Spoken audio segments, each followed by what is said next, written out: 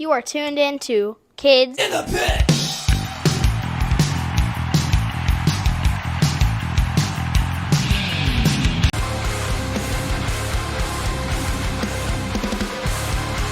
Hey guys, it's Gabe from the Kids in the Pit podcast. Today I'm joined by Josh Muncke from the band Sugar Spine. Thanks for letting me interview you. No problem. Thank you for having me. I'm really, really excited about this. It's gonna be fun. Yeah. So first, your Instagram says Aussie metallic hardcore raging out of the Netherlands. So do you live in Australia or the Netherlands? So, as you can probably hear, I am Australian, but we are based in the Netherlands. So, I moved to the Netherlands about a year ago or so for my job, and it was Sugar Spine was already a solo project before that, so it was just me making some stuff. And then when I finally arrived here, I said, well, I want to start playing music live really bad. So I found a bunch of guys and now we're playing shows. Awesome. Are all the other members Australian? No, they're all Dutch. I had to find a bunch of Dutchies while I'm over here, but that's okay. It's good. We get along really well. Nice. So what do you do in Sugar Spine? I do vocals. I'm up the front. Awesome. Yeah. Um, so how long has Sugar Spine been a band, and have you been a member since the start? Oh, probably because it was your project, but Yeah. Yeah, no. So Spine's been a project since 2021.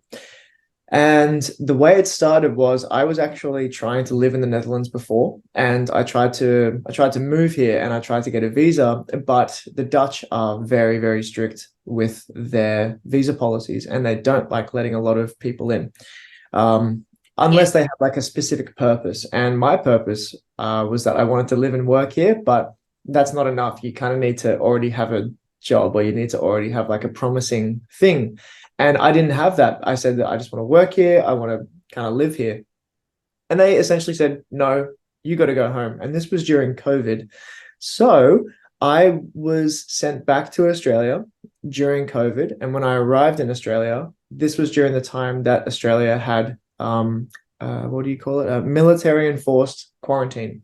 So when I arrived at the airport, the military took me onto a bus, took me to a hotel in Sydney, and I was forced to sit in a room for 2 weeks straight, and I was not allowed to leave. Um, it was intense, but it was also kind of fun. I actually had a fair bit of fun because it was just 2 weeks of like it was a five-star hotel, so it was a nice bed, and I had my Xbox, so I played a lot of video games, yep. and I had my guitar as well. And coming to this, that is where all the spine stuff started. So my buddy dropped my guitar off to the hotel and they gave it to me, and they gave me like this little interface, and I just started like riffing and playing some stuff. And I was listening to a lot of Employed to Serve at the time, so like really like cool like metalcore hardcore kind of band from the UK. And I was feeling angry because I was stuck in a room for 2 weeks that didn't have windows that you could open. You also couldn't open the door. So I was just riffing out, and then this one song I made called Go Outside happened.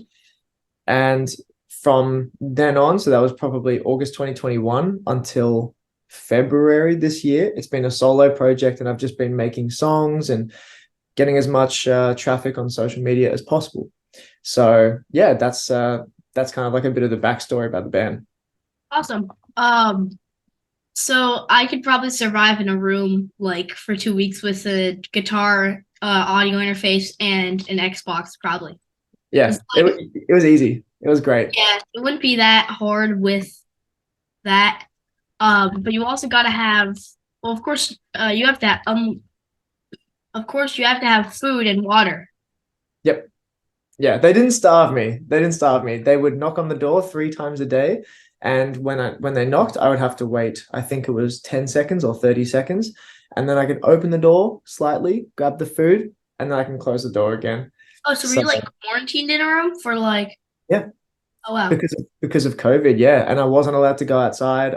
Which is ironic considering the song is called "Go Outside," but yeah, I was stuck in that room, and some people really struggled with that. When we arrived at the entrance point, there was one woman who went hysterical because she was claustrophobic. So some people really can't deal with it. But me, for 2 weeks, I was just playing Doom Eternal. I was playing Subnautica. I was just like hanging out. And this TV was massive. It was huge.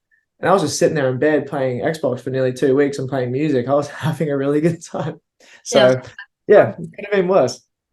So I not a little bit ago, like earlier this year, I got a audio interface, and it's down in the basement.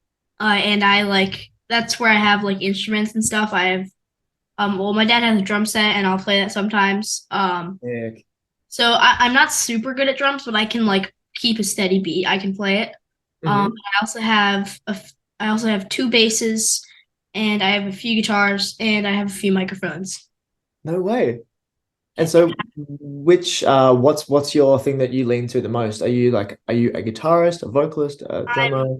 I'm mainly a guitarist. Like I started with guitar, and I expanded out to like bass because guitar is very similar to bass. Yep. Then I think I Yep. went to drums and then vocals. That's really cool, man. Yep. And pretty recently, like a week ago or so, I wrote a song with my friends, and I recorded all of it, playing like all the instruments. I'll have my mom send it to you. That's really cool. So you recorded it all by yourself? Yeah, just with Reaper and an audio interface. Wow. That's amazing, man. That's really impressive. And are you like I think you because I watched your interview with Brendan from Counterparts, one of my favorite bands. And I think you said that you were quite young. And I remember when I was your age, I was doing similar kind of stuff. I was just recording whatever I could. And I didn't have an interface though. I was just like hooking a really horrible microphone up to my bare electric guitar. And then I was trying to distort the bare signal that I got from my electric guitar onto my microphone. So it sounded disgusting. But it's like that's all I had. Yep, So it's cool that it's really cool that you're starting out so young, man, because you're going to be an absolute monster in like no time. hopefully. So I'm 12 now, and Counterparts was my number one like artist. You know what Spotify Wrapped is? Yeah, yeah, Yes, on the one this year. yeah. Uh, Counterparts was the number one. I understand that for sure. I understand that. They're like they are my favorite band next to probably next to Slipknot. Counterparts is like my favorite band. Brendan's vocals are like the main influence for my vocals. That's how I kind of really got into the type that I have now. So yeah, I feel you. Um, and like Brandon let me sing the end of a song in Silver Spring, Maryland. So pretty much Washington D.C. on stage. Uh, No, I sung the end. really? Yeah, he let me. Oh man. That is outrageously cool. I had to like steal the microphone from the crowd when they played in the Netherlands. I had to jump up on stage and like wrench it out of someone's hands to get that bit. But that's really cool that he actually gave it to you. That's amazing. It was awesome. Sadly there was a barricade, so like I couldn't like put the mic in people's faces and stuff. But you still got up there. Were you nervous? Not really, because I like just I've done it a good amount of times, so I'm not super nervous really. That's cool. So I'll have my mom send you that video too. Please do. That's really cool, man. I'm super happy for you. Thanks. So what is a sugar song? That's a tongue twister. Sugar spine song. Sugar Spine song. Yeah, that's a tongue twister for sure. Song. hmm What is a sugar spine song? You suggest someone not familiar with your band look up. I think it depends on who I'm talking to. If I know that they're kind of leaning more towards, let's just say, like a melodic hardcore or a little bit more melody, I would probably say they should listen to something like Emerald or Cursed with Patience because it's a little bit more melody to it. But if I know that they're more into deathcore or slammy kind of stuff, I might say, or like hardcore, I'd probably say like With You Forever or Pseudo Panther or something like that because they're really just like aggressive. Awesome. I'll Yeah. sure look some of those up. Yeah, man. Yeah, I'll happily send you some links if you're interested for sure. Yeah. So how old were you when you started singing in bands, and have you been in any other bands? When I started singing in bands, I mean, singing in bands, I was probably 16, and playing guitar in bands, I was 12 as well, actually. Yeah, guitar was trumpet was my first instrument. I played trumpet for like 15 years, and I studied jazz, so that's where my music background comes from. But then after that, I got really into metal really quickly, and I went straight from trumpet to electric guitar, and I was just playing music and trying to record music from the moment I was like 10, oh sorry, 12 or like 13. But vocals was 16, and I was in a band called Brightener before this one, and that was actually that band broke up nearly 10 years ago. Wow. So yeah, this was around high school for me. So I was the vocalist of that band, and we were playing some cool shows. We actually opened up for Being as an Ocean when they toured Australia. When they played the Sydney show, we opened up for them, which was really fun. And that, yeah, so that was like a really melodic hardcore band, and it was a totally different vocal technique as well. It was more like just yelling really hard until something comes out that's distorted, which is obviously not the most healthy technique to use. This technique that I've got now is a lot more sustainable, and it also I think it sounds better. But yeah, so I mean, doing vocals since 16 or something like that, and yeah, I mean, Sugar Spine just played its first show, not just Wednesday, but then the Friday before that, and that was my first show in 10 years. But it went really well. And then the second show that we just played was supporting Jesus Piece. I don't know if you've ever heard of them, but they're like this gnarly, yeah, gnarly hardcore band from Philly. I've seen them a few times because we've seen Cool. Hatebreed, and they opened up for Hatebreed. Oh, that would have been a sick show. Yeah, it was cool. Yeah. Yep. So they're from Philly. We're like an hour from Philly because we're in Delaware. Oh yeah. Yep. That's And cool. Tara was on it too. So it was just a cool lineup. Really I'm awesome. I'm so jealous. That sounds amazing. I was so lucky to meet them, man. Like when we played the show, they were the nicest guys. And I drove Aaron, the vocalist, around to an ATM so he could get some money, and we just had a nice chat. We talked about the Acacia Strain because he was a guest vocalist on one of their songs. I think it was on the Decay album, Slow Decay album, and we had a really cool chat. And I was just like, "This is the coolest thing ever. I'm about to like perform for this band. It's cool." So yeah, I can't even imagine what it would have been like to see them play alongside Terror and Hatebreed. Probably would have cried in an angry, moshing way. Maybe they'll maybe they'll do a like European leg of that tour. Fingers crossed. Fingers crossed. Yeah, Singer Jesus Piece, like he's really nice. I've met him a few times on that tour. Mhm. Maybe get him on the podcast sometime. That'd be cool. Yeah, it'd be awesome. Yeah. What was the first punk, hardcore, or metal show you attended, and how old were you? I was 13, and it was Parkway Drive, Suicide Silence, The Acacia Strain, A Day to Remember, and Confession. And this was the time when Parkway Drive had just released Horizons. It's when The Acacia Strain had just released Continents. It's when Suicide Silence still had Mitch Lucker in it, or when he was still around, of course. A Day to Remember had just released Homesick, I think, like really early on. And then Confessions, this Aussie mosh kind of band, and they were still around. So that was my first gig. And me and my best friend in high school, we went together. And about 2 months before the gig, we would write PDSSAS ADTRC on our arms, and then have like day 59, day 58, day 57. We'd rub it off every day and then count until the next day because we were so excited for our first metal gig. But like with a Yeah, mark. it was a forearm calendar. Yeah. So Yep.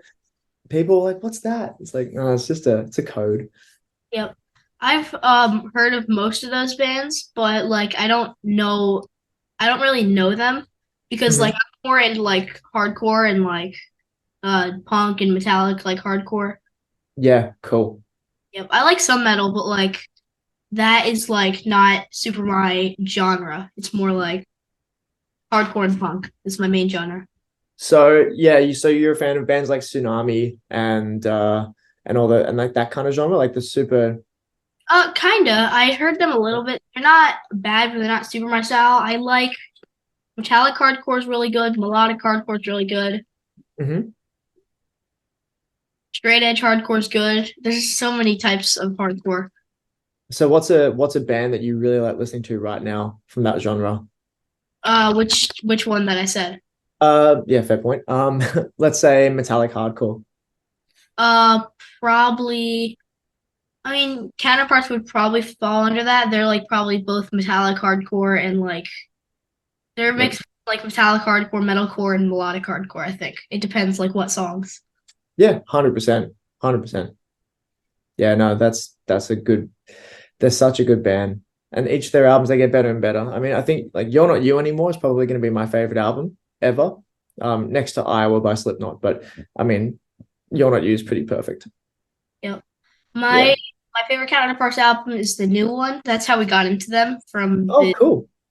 uh eulogy for those still here. Yeah, it is fantastic. There are some amazing songs on that album. Yep, I've listened to almost the whole album and like pretty much every song on there is just really good. Yeah, that's how I feel about "You're Not You." It's like every song is a banger. There's not a single one that I skip ever. Which album is that again? I recognize the name. Yeah, it's called "You're Not You Anymore." It's the one that they released in 2015. I think it's the white album cover, and it's got like this little dilapidated house or like shack in the middle of it. And Yeah, that's where that like the no entry sign kind of originated. That's when they started using it. yeah, it has No Servant of Mine. Yep, yep. Bouquet. And then my favorite song from them is "You're Not You Anymore," the actual title track. That breakdown at the end is so good. It's so good. Awesome. So, Yeah. what are some of your favorite bands to listen to recorded, and some of your favorite bands to see live? Well, recorded, definitely Counterparts. Sleep Token is another band I really enjoy listening to. I think they've got a cool sound. Obviously, they're very unique. I think some other ones. Psycho Frame is another band I really like. They are this new deathcore band out of America, and they have brought back that like 2006, like early 2000s deathcore sound from like MySpace, but they've turned it way up and it's so heavy. It's so heavy, it's crazy. So they're like a really fun band to listen to. Um, and then also two different genres or two different artists from different genres. Matt Corby, who's like a R&B soul kind of singer, and then the 1975, which is yeah, like a kind of like a pop band from England. So recorded, it'd be those bands, and then live, Touche Amore, this like melodic hardcore band, and then Spirit Box, Spite, Die Artist Murder, and Bleed From Within as well. I saw them live earlier this year at a festival, and they were the best band at the festival. Yep. Again, I've heard some of those. Yeah. Uh, I've heard of some of those, Yep. but yeah, I still have never listened to any of them. Fair enough, man. There are so many bands out there. Like there's an endless amount of bands out there. It's pretty crazy. Yep. Yeah. But it's just more music to discover when you've got time. Sometimes you kind of don't want to though, right? Like that's why people say like they sleep on certain bands. It's kind of like, oh, I'll check that out, but I don't really want to right now. I'm happy with what I listen to. But then sometimes something just like hits you, and then you get into a new band, and yeah, there's a couple of cool bands on that list that you should check out. I think that you would like Touche Amore a lot. All right, I'll check them out. Yeah. So have you been to the United States yet? No, I'd love to. Uh, I've got a bunch of friends who live there. Sugar Spine is about to release a new single with a band from the US called Pale Void. So we're gonna have some fun there, and we've already talked about touring together and stuff. But yeah, I will get there one day, but I have not yet. So what is your favorite type of American food? Of American food? Yeah, just if you like, if you've had any in like Australia or uh, Um, I mean, oh, that's a tough one. American food, because I mean, like you could say like hamburger, but that's German, you know. Um, Yes. yeah, I would say that when I wasn't vegan, the Hershey's chocolate bar was pretty incredible to eat. Like that was a top tier chocolate bar, but I don't eat them anymore. Yeah. Also, most of my like favorite snacks are awesome. I mean, a lot of like snacks that I like are Australian. We had this Australian friend. Yeah. Was do you know what Furnace Fest is? Yeah, yeah, it's a crazy festival. Yeah. So she. Yeah, I Oh, saw them in yeah, t-shirt. right. Yeah. So our Australian friend was going to be going. He was going to fly to Birmingham, but it was so expensive. And Mhm. their friend, we just had him come down with us. We drove down from Delaware. Um, and then he brought like a ton of snacks for us to try. There was shapes, which I really liked. There were Tim Tams, which are really good. Oh, Uh, he had me try fairy bread. oh no way. Really? You had fairy bread? Yes, I had fairy bread, and it was not that bad. No. Oh, that's so funny, man. I haven't had fairy bread since I was like 14 or something. Wow. Yeah, thanks for unlocking that core memory for me. But yeah, Tim Tams are next level. Again, like I don't eat them anymore, but when I did eat them, I would eat a whole family size packet. That's like 18 Tim Tams. I would eat it in one go. I definitely could do that. Yeah, you don't feel good after though. You feel horrible, but it's worth it. Yeah. And also, my dad is on this Furnace Fest shirt. It's him stage diving. Oh no way. That's that's cool. So Yeah, that was 2021. two. Uh, no, wait, I'm yeah. looking at the MMXXII on your shirt, so I thought it'd be 2022. Oh, the pictures from 2021, but this is Oh, okay, that makes sense. Yeah, so that's my dad. That's no, yeah, That's so on cool. this side, Hey, because everything's mirrored on like it's complicated. sure, sure. This is my No, left hand, this is my right hand. yeah. No, that still makes sense. For me, it looks like I'm just talking to someone face to face. So I can still see the shirt. Like for me, it looks like this is back to front, but you can probably read that normally. Yeah. Yeah. You have to fix this hat. It's making my hair go everywhere. Yeah. Nah, you're good, man. It looks good. So what was your if you've watched any, what was your favorite American TV show?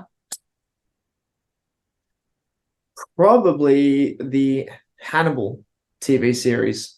Because that was based off an old movie that's a favorite of mine called Silence of the Lambs. And the series only had 3 seasons, which was really sad. It got canceled, but the 3 seasons were like my favorite TV because it's super gory, it's really dark, the acting's amazing, it's got one of my favorite actors in it. I think everything about it was so cool. So yeah, Hannibal. Yep. I like gory and dark stuff, so I'll make sure to check it out. Yeah, it's really cool. It's like really, yeah, it's gritty, and it's really like psychological as well because it focuses mainly on the detective who is able to be like really, really empathetic to the point where he knows exactly why the person killed the other person and he knows exactly how they did it and stuff, but it takes a toll on him and he starts going a little bit crazy. And then so you've got Hannibal, who's this, the well-known serial killer, kind of like gaslighting him the whole way through, even when he's having these manic episodes and he's like dissociating. Hannibal's like doing these crazy things to him when he's not looking and when he's not conscious, and it's intense, man. I think that you'd like it. It's not like super scary or anything, but it's just really well done with a bit of violence thrown in there. Yep. Sounds very like creepy, but very cool. It's very cool. Promise. So if you could have any superhero power, what would it be and why? Ooh, um, probably actually, you know what? The person who doesn't get enough appreciation is Quicksilver from the X-Men franchise. I think it's Quicksilver. It's the guy who in X-Men when everything slows down and he can run super fast and do a whole bunch of stuff. I think that's Quicksilver. I think it is. Doesn't matter. The guy who basically can run super fast, but then the world slows down around him while he does things. I would love to have that power because I'd actually be able to get a lot of stuff done and have a lot more free time and probably get a lot more sleep. So it's maybe not so amazing like being invisible, but if I could get all my work done in like 5 minutes and then have another 12 hours to relax, I'd be so happy. Yep, it'd be awesome. Yeah. What about you? So, like, just any superpower, or Yeah, any superpower. I mean, I think being like able to like teleport would just be crazy. Like, I'm thinking like if having Yeah. like a button on like Google Maps or something, they drop a pin and then press it, and then boom, you're there. That is a fantastic idea. Don't tell Google, they'll make it, and then you won't get any money from that. You should sell that idea to them. No, but I want no, I'm gonna tell Google so they make it, and then I can do it. I mean, that'd be cool. My parents are still back in Australia, my family and stuff. So I could just be like, oh, I'm gonna go see my mum. Boop, and then I'm just there. That would be awesome. Hello. Okay, Hey, back to the Netherlands. just here to do my washing, then I'll go back home. Thank you. Bye. Yeah. And you could just if you needed to carry on, you just grab a suitcase and then boop. And then Yeah. if you need something else, you put the pin back, and Amazing. then it's all there. I It's- love I love that so much. My mom's like, hey, can you feed the dog real quick? It's like, yeah, I'll be there in like 5 minutes. It's okay. And just boom. Yep. I love it. So if you could tell your 12-year-old self anything at all, what would you tell him? Um, Probably anything that you're doing music wise, just stick to it.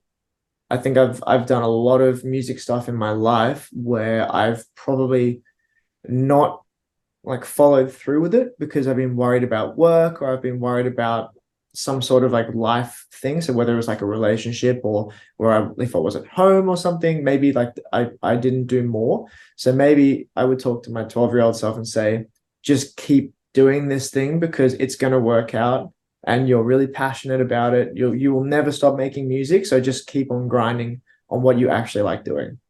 Nice. Anything to add before we wrap it up? I mean, first of all, thank you very much for having me. I think it's really cool that you're doing this podcast. I think it's really interesting. I also liked your interview with Bane, by the way. I think that was a really cool one.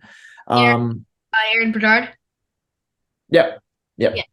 yeah. So I think that what you're doing is super cool, and you should definitely just keep on doing it. Yeah, I mean, we just released an album earlier about a month ago now called Emerald.